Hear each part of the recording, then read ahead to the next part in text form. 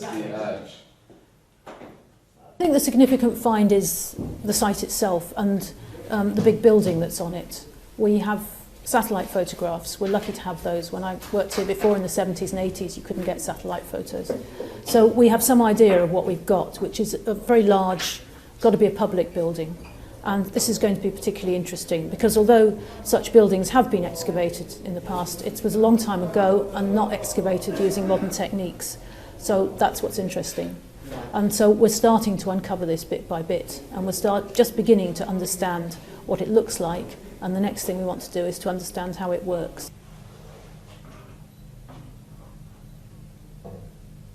Now, next year, Just one's enough. They'll be different by next year. Well, the part of it we're actually working on dates to the early second millennium BC, probably between 1900 and 1750. One of the things we have to do is try and pin that down a bit more. That's one of our objectives. And that's probably the date of the massive building. But we do know that the site was occupied before that. We have little bits of pottery that tell us that there was occupation at least 1,000 years earlier and perhaps a couple of thousand before that even.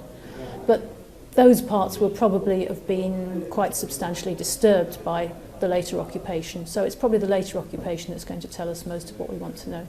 It's a very significant period. It's a time of terrific political upheaval in southern Iraq. Oh, but the middle through the centre, I don't see.